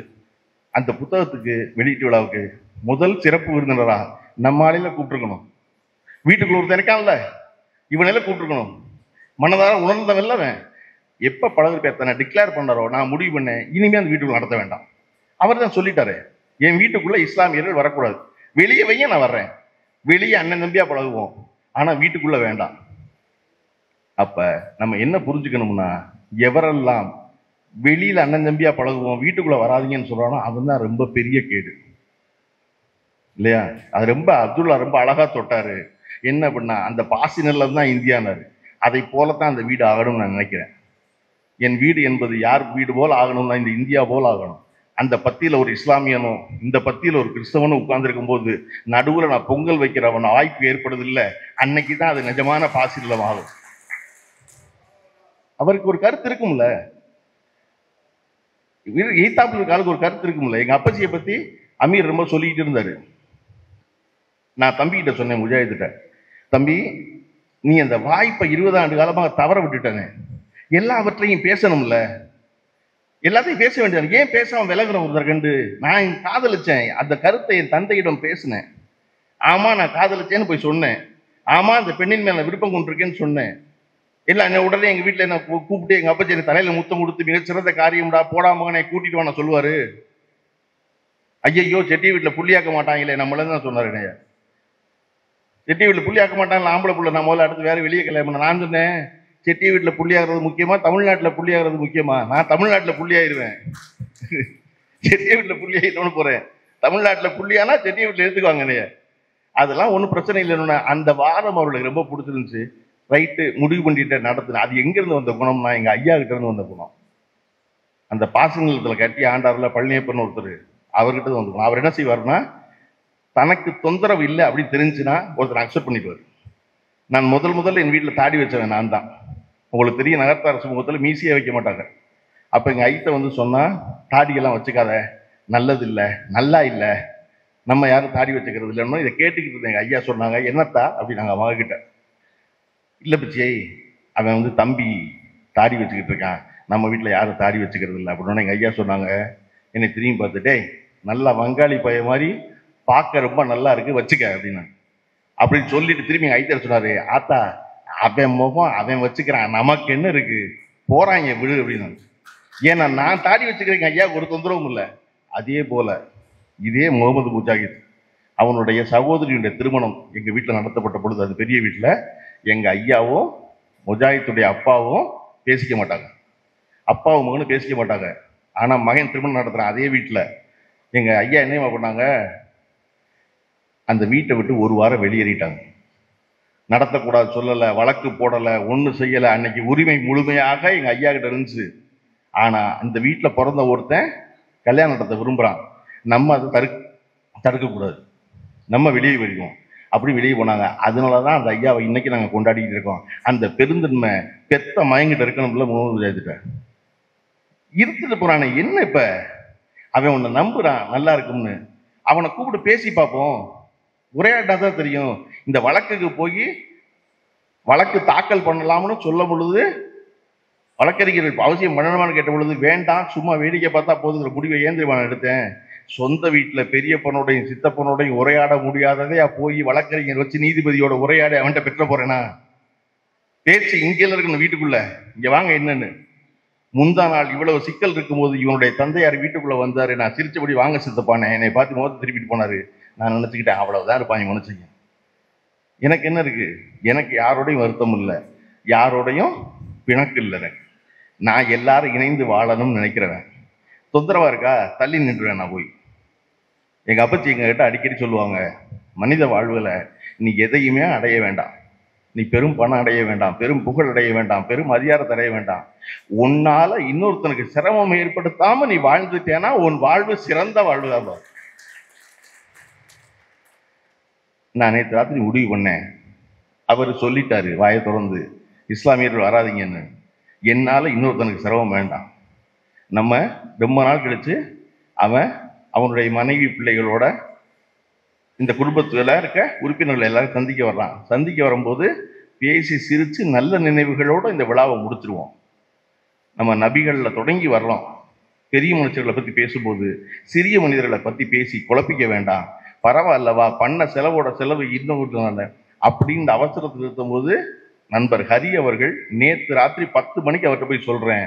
அவர் உடனடியாக இந்த திருமண மண்டபத்துக்கு ஆட்களை வர வச்சு இரவோடு இரவா அதை சுத்தம் பண்ணி, சமையல் கட்டை சுத்தம் பண்ணி 11 மணிக்கு ஏற்பாடு பண்ணி இந்த மண்டபத்தை இன்னைக்கு காலையில் நம்ம பயன்படுத்துவதற்கு ஏதுவாக ஆக்கி கொடுத்த ஹரி ரொம்ப முக்கியமான நபர்கள். அவர் இந்த நைட்டு சொன்னார், என்னென்ன ஒரு மணி நேரம் முன்னாடி சொல்லிக்கூடாது, நான் எல்லாரையும் வேலையை விட்டு அனுப்பிச்சு விட்டுறேன். சரி பரவாயில்ல இருங்க அப்படின்ட்டு 11 மணிக்கு ஃபோன் பண்ணி வண்டி அனுப்பிச்சு புதுவையிலிருந்து ஆளை கூட்டி கொண்டு வந்து மண்டபத்தை கழுவி தயார் பண்ணி ஏசி ஓடுதான் செக் பண்ணுங்க, இது பண்ணுங்க, அது சொல்றது இல்லையா? அப்ப நீ சிறந்த காரியங்கள் செய்யணும்னு நினைச்சா சிறந்த மனிதர்கள் பக்கத்துல வந்து நிற்பாங்க இல்லையா? அதனாலதான் வள்ளுவர் சொல்றாரு, குடி செய்வல் ஒருவருக்கு தெய்வம் மடிதற்று தான் முந்திருங்கிறாரு. இந்த உலகத்திலே சோம்பேறியாரு, உலகத்திலே சோம்பேறியாரு தெய்வம். ஏன்னா சும்மா இருக்கும் பேசாம, அது ஒண்ணும் செய்யாது. வள்ளுவர் சொல்றது, குடி செய்வல் ஒருவருக்கு தெய்வம் மடி தட்டான். மடினா சோம்பல். அந்த சோம்பலை விட்டுவிட்டு முன்னாடி வருவான், நான் உனக்கு உதவி செய்யறேன். எப்ப தான் சார்ந்து இருப்பவர்கள் நல்லா இருக்கணும் நினைச்சா அப்ப வருமா அந்த தெய்வம். அப்படித்தானே ஹரி வந்தார் எனக்கு, அப்படித்தானே முஜாஹித்துக்கு நான் வந்தேன், அப்படித்தானே எனக்கு அமீர் வந்தாரு, அப்படித்தானே அமீருக்கு திருவடிக்குடி சாமியில் வந்தாரு. எப்பொழுதும் இப்போ உங்க ஃப்ரெண்டு யாரு நாங்க தெரிஞ்சுக்கிட்டோம், அர்ஜுன் சம்பத். என் ஃப்ரெண்டு யாரு தெரிஞ்சுக்க, திருவடிக்குடி சாமிகள் தான் என் ஃப்ரெண்டு. என் ஃப்ரெண்டு யாருன்னா ராசு தான் என் ஃப்ரெண்டு. மொயினுதீன் இருக்கார்ல, முந்தா நாள் வரை பழகிருப்பேன் ஃப்ரெண்டு, இன்னைக்கு எனக்கு ஃப்ரெண்டு அவர். ஏன்னா அவர் சந்திச்ச அழுத்தம் கொஞ்சம் நஞ்சம் இல்லை. அவர்லாம் ஒரு கட்டத்துல முஜாஹித் எப்பா உங்க குடும்ப சண்டைக்கு ஏன்பா என்னைய பிடிச்சிருக்கிறீங்க அப்படின்னு. அவன் தம்பி தெளிவா, ஐயா பாத்துக்குங்க, அத்தா பாத்துக்குங்க, நான் இப்படி நடத்துறேன், அது உங்க முடிவுன்னா அப்புறம் என்ன முடிவு மொயினுதீன் இருந்துட்டு வராங்க இவன் சொன்னதுக்கு அப்புறம். ஆனா இங்க அப்துல்லா சொன்ன மாதிரி மொயினுதீன் அவர்களை நான் சந்திச்சது இல்லை, இங்க வந்ததுக்கு அப்புறம் தான் அவருக்கு என்ன தெரிய வரும்.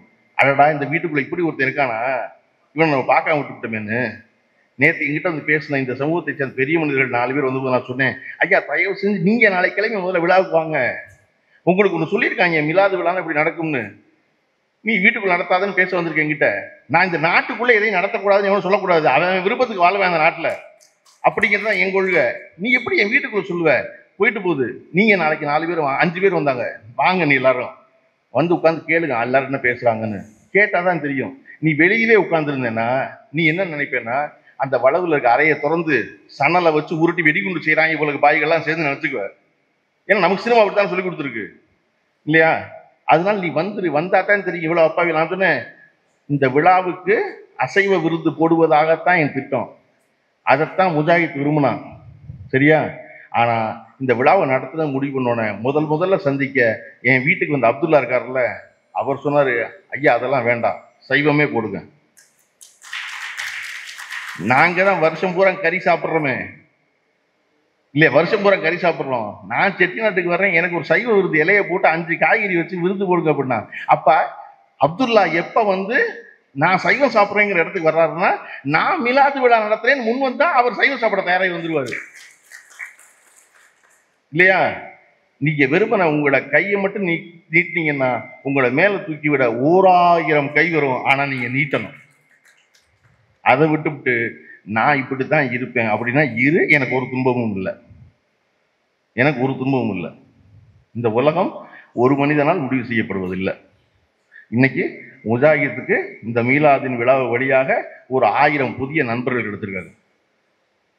நேற்று ஒருத்தர் கேட்டாரு, இப்ப போன் பண்ணா நீங்க உங்க பெரியப்பாட்ட பேசுவீங்களா அப்படின்னு. யாரு பெரியப்பான்னு? பழகிருக்காரு. ஓ பழகிருக்காரு சொல்றீங்களா அப்படின்னு. நான் சொன்னேன், ஏன் பேசணும்? அவர் வயதோத்த நீங்க வந்திருக்கீங்களே, நீங்க தான் எனக்கு பெரியப்பா. நீங்க எனக்கு நல்லது நினைச்சா வந்திருக்கீங்க என்கிட்ட பேச. வந்தவர் ஏன் அவரை கூப்பிட்டு வர்றீங்க? அதெல்லாம் அவசியம் இல்லை, விடுங்க. நான் எல்லாரையும் பெரியப்பாவா, சித்தப்பாவா, அண்ணனா, தம்பியா நிஜமாவே நினைக்கிறவன். வீட்டுக்கு வெளியே இல்லை, வீட்டுக்குள்ள. எனக்கு அவனுடைய பிள்ளைகளை நான் பார்த்ததில்லை, முஜாஹித்துடைய பிள்ளைகளை. அவருடைய மகன் சமீனான்ற பொண்ணு. எங்க வீட்டிலேயே இருக்க பொம்பளை பிள்ளையிலேயே அவ்வளவு புத்திசாலியா, மதிப்பெண் தான் புத்திசாலி தான் வச்சிருந்தோம்னா, அவ்வளவு பிரமாதமான ஒரு பொம்பளை பிள்ளை. எம்எஸ்சி பிசிக்ஸ்ல 91% வச்சு அவருடைய மாஸ்டர்ஸ் முடிச்சிருக்காங்க. அந்த புள்ள தன் வீட்டில், நம்ம வீட்டில் பிறந்திருக்கா ஒருத்தி. இவ்வளவு பிரமாதமா படிச்சிருக்காங்கிறவள உச்சி புகர்ந்து கொண்டாடுவதற்கு ஒரு தாத்தா இல்லைன்னா அது அந்த புள்ளைக்கு இழப்பே கிடையாது, அந்த தாத்தாவுக்கு தான் இழப்பு. என்ன சொந்த வீட்டுக்குள்ள இருக்க வன்மத்தை தன் பிள்ளைகளின் மேல் ஒருத்த காட்டுவானா? அவனுடைய அறிவு இவ்வளவு சின்னதான் நான் நினைச்சேன். நீ எவரின் மேலும் அன்பு செலுத்துறிய, அது முதல்ல வீட்டுல ஆரம்பி அப்படின்னு நம்ம அவர்களை போய் இறைஞ்சி கேட்டு பயன் இல்லை. இந்த விழாவின் வழியாக அதை போல அன்பு செலுத்துகிறவர்கள் முகமது முஜாஹித்திற்கு இன்னும் பல 100, பல்லாயிரம், பல லட்சமாக பெருகட்டும் என்பதுதான் இந்த விழாவின் நோக்கம் நினைக்கிறேன். இந்த விழாவின் துவக்கமும் அதுவாகவே இருக்கட்டும். இது எல்லோரும் வந்திருந்து இந்த விழாவை இத்தனை சிறப்பித்த அத்தனை பேருக்கும் நன்றி. அப்துல்லா அவர்கள் நேற்று ரொம்ப கடைசி நிமிஷத்துல அவருக்கு சொன்ன இந்த விழா மாறி போச்சுன்னு அவர் சிரிச்சு சொன்னாரு, நல்லதுதானாரு, அதனால ஒண்ணும் இல்லை, இது அங்கேயே நடத்த நீங்க நினைச்சீங்க. ஆனா ஒருத்தர் பதட்டப்படுத்தி நடத்த வேணாம்னு நினைச்சீங்கல்ல. வெற்றி பெற்ற பிறகு வெளியே, அதைத்தான் தம்பி முதல் துவக்குறையில சொல்ல வந்தான். நபிகள் எல்லா வெற்றியும் பெற்ற பிறகு அங்க போய் வெளியே வந்தாரு, மறுபடியும் சொல்ல வந்தான். கொண்டு பிள்ளைக்கு பேசி பழக்கம் இல்லையா, கனெக்ட் பண்ண வரல ரெட்டையும். அந்த மாதிரி எல்லா வெற்றியும் அடைஞ்ச பிறகு உள்ள போக வேண்டாம், பின்னாடி வருவோம். நம்ம இதை வெற்றி நம்ம கொண்டாடுவாங்கன்னா கொண்டாடிட்டு போறாங்க, அதெல்லாம் ஒண்ணும் கிடையாது, இதுல என்ன இருக்கு அப்படின்னு நினைக்கிறது தானே. அதனால இதுல எதையுமே மனிதர் வாழ்வுல வெற்றி தோல்வின்னு ஒண்ணு கிடையாது. நான் இந்த வழக்கு நடந்துகிட்டு இருக்கும்போது தம்பிகிட்ட சொன்னேன், அவனை உற்சாகப்படுத்துறதுக்காக, டே தம்பி ஒருவேளை தடை வந்துருச்சு, நடத்தக்கூடாதுன்னு சொல்லிட்டாங்க அப்படின்னு சொன்னான், அதனால ஏதாவது பணம் இழப்பா, அதனால புகழ் இழப்பா, அதனால பதவி இழப்பா, எந்த இழப்பும் கிடையாது. அதனால அது தோல்வி இல்லை. ஒருவேளை தடை அவங்களுக்கு கொடுக்கல, நமக்கு சார்பாக கொடுத்துட்டாங்க அப்படின்னா நமக்கு பணம் வரப்போகுதா, நமக்கு புகழ் வரப்போகுதா, நமக்கு பதவி வரப்போகுதா? ஒண்ணுமே வரப்போறது இல்லை. அதனால அது வெற்றியும் அல்ல, ரெண்டு கிடையாது. அது அவர் நினைக்கிறாங்க, நடத்திட்டு போறாங்க, போயிட்டு போகுது. நம்ம எல்லாத்துக்கும் பேசாம வருவோம். எப்பொழுதுமே சிக்கல். அவனுக்கு ஏன் அவ்வளவு எமோஷனாக அழுக வருதுன்னா, எல்லாவற்றையும் மனசுக்குள்ள வச்சிருந்தா நம்ம எல்லாத்தையும் அணுக முடியாது, எல்லாத்தையும் தள்ளி நின்றணும். பரவாயில்ல, அதனால என்ன, நம்ம வச்சுக்க வேண்டிய ஒரே ஒரு நம்பிக்கை என்னன்னா, இங்க இருக்க எல்லாரும் கடவுளை நம்புகிறவர்கள்னு சொல்லி பாஸ்டர் சம்பந்தம் எல்லாம் என்னை ஒம்பழுதுகிட்டே இருந்தாரு. கடவுள் நம்பிக்கை இல்லாத, கடவுள் நம்பிக்கை இல்லாதன்னாரு. கடவுள் நம்பிக்கை இல்லாம இல்ல, கடவுள் இருக்காரா இல்லையாங்கிற குழப்பத்துல இருக்கிற நீங்க எல்லாம் தெளிவடைஞ்சிட்டீங்க. நீங்க எல்லாம் புத்திசாலியே தெளிவடைஞ்சிட்டீங்க. நான் தெளிவடைய முடியும், நான் அக்னாஸ்டிக். எனக்கு என்ன வேணும்னா, கடவுள் இருக்காரா இல்லையாங்கிற குழப்பம் அப்புறம், எனக்கு மனுஷங்க இருக்காங்க நான் நம்புறேன். அந்த மனுஷன் நம்புறத நான் நம்புறேன். முஜாஹித் அல்லாஹ்வை நம்புறானா நான் நம்புறேன், ஏன்னா நான் முஜாஹித்தை நம்புறேன் இல்லையா. பாஸ்டர் அகத்தியன் இயேசுவை நம்புறாரா, நான் பாஸ்டர் அகத்தியனை நம்புறேன். அவர் நம்புறாங்க, இயேசுவையும் நம்புறேன். எனக்கு ஒன்றும் குழப்பம் இல்லை. நான் பாட்டுக்கு பேசாமல் இருக்கிறேன். நான் பத்திரிகையில அல்லாஹ் அப்படின்னு இக்கு போடல. இக்கு போடாத பொழுது அமீர் கேட்டாரு, அல்லாஹ் இக்கு போட வேணாமா, நீ இக்கு போடலையேன்னு. அதை 2 மாசம் முன்னாடி பத்திரிகை எழுதும் போது முஜாஹித்தும் அப்துல்லாவும் கேட்டாங்க, அது அல்லாஹ்னு போடணும் அப்படின்னு. நான் சொன்னேன், இங்க வாங்க, ஏற்கனவே பாய்மார்களை இவனும் சேர்த்துக்க மாட்டேங்கிறாங்க. ஏன்னா பத்திரிக்கை எடுத்து பிரிச்ச உடனே அல்லாஹ் அப்படின்னு முக்கணும்னு அவன் ஐயா இது வேற ஏதோ எழுதியிருக்காங்க உங்களுக்கு மூடிடுறான். அவனை வெறும் அல்லான்னு எழுதி அவன் படிச்சிருவான் இல்லையா? நம்ம யாரை வச்சுக்கணும்? சீரா புராணத்தை தான் வச்சுக்கணும். இங்க தமிழ்நாட்டில் என்ன நடக்கும், என்ன தமிழ் நடைமுறையில் இருக்கு, அதை வச்சுக்கிட்டாதான் ரொம்ப பேரை அல்லாவின் பாதைக்கு திருப்ப முடியும். நம்ம வேலை அல்லாவுக்கு இஷ்யூ போடுறது இல்லை, அல்லாவின் பாதைக்கு திருப்புறதுன்னு நினைச்சிங்கன்னா இங்க பொது சமூகத்தோட வந்துடணும். 2 செய்தி இன்னைக்கு ரொம்ப முக்கியமான செய்தி. தம்பியை பத்தி குடும்பத்தை பத்தி நிறைய பேசிட்டேன். அப்துல்லா அவர்கள் சொன்னது போல இதை போன்ற விழாக்களை தொடர்ந்து நிறைய இடத்துல நடத்திக்கிட்டே இருக்கணும். அப்பத்தான் மனிதர்கள் ஒருவரை ஒருவர் சந்தித்துக் கொள்வார்கள். அப்பத்தான் ஒருத்தரை பத்தி தெரியும். நடத்தாம இருந்தா எப்படி தெரியும்? நான் என் அண்ணன் திருமாவளவனை வச்சு ஒரு நிகழ்ச்சி நடத்தினேன். திருமாவளவன் அந்த நிகழ்ச்சியில பேசினதை கேட்டுட்டு அவ்வளவு தொலைபேசி அழைப்புகளுக்கு வந்துச்சு. திருமாவளவன் இவ்வளவு பிரமாதமா பேசுவாரா அப்படின்னு. நான் பேசினான்ட்டெல்லாம் சொன்னேன், திருமாவளவனை எப்படா பொது மேடையில ஏற்றி பேச விட்டீங்க, நீங்க பேச விட்டாவில் தெரியும் அவர் எவ்வளவு பிரமாதமா பேசுவாருன்னு. அப்போ ஒரு இடத்துல நாம் ஒரு மேடை அமைக்க வேண்டியது இருக்கு. அப்படி ஒரு மேடையாக இந்த மேடை அமைத்ததில் பெரிய மகிழ்ச்சி. இதை போல 1000 மேடைகள் தோன்றட்டும். நன்றி, வணக்கம். அப்பா சின்ன கருப்பையா அவர்களை மேடைக்கு அன்போடு அழைக்கிறேன். வாங்க, நீங்க தான் அந்த மேடையில் இருக்கணும். ஆமா, மௌலவி ரசூத் அவர்களுக்கு பழனியப்பனுடைய தந்தையார் சின்ன கருப்பையா அவர்கள் திருக்குறள் தெளிவுரை வழங்குவார்கள்.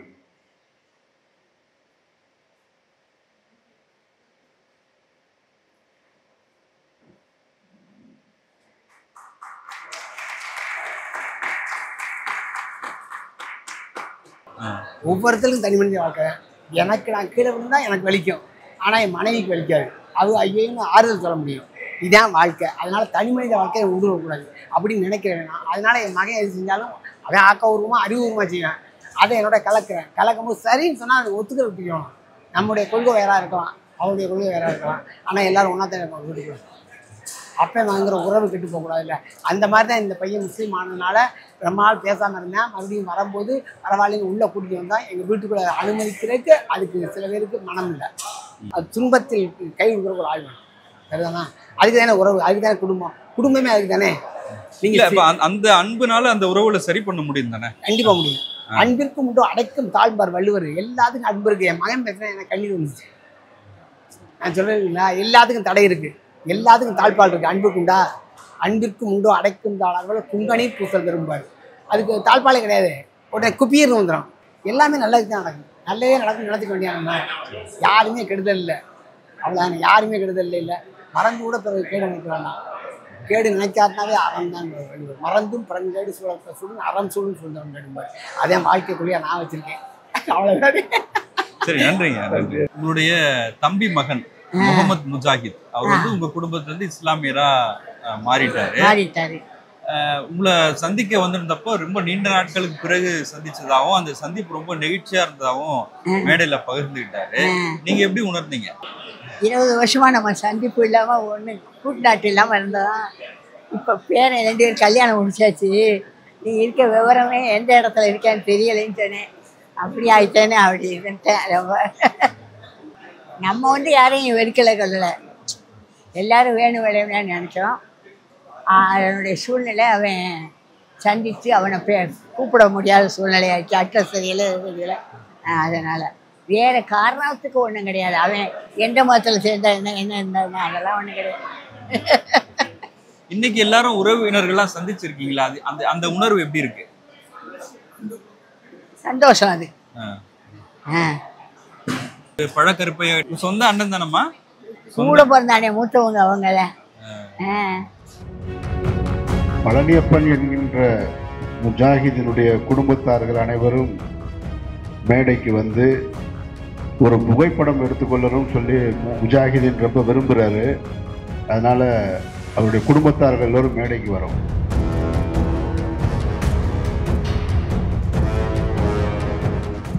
மேபி தான் வாங்க அங்கே கற்பனை இருக்காங்க, அவங்களை கூட்டம் ஆயித்தானே.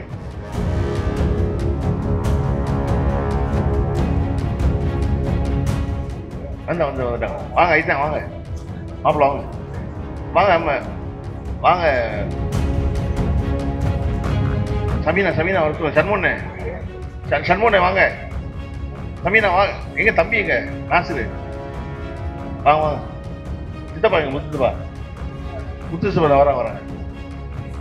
நீங்களாம் வாங்க. எங்க தங்கச்சி வர சொல்லுங்க. வாங்க எல்லாரும் போட்டோ எடுத்துட்டு போயிடலாம். வாங்க எல்லாரும் வாங்க எல்லாரும்.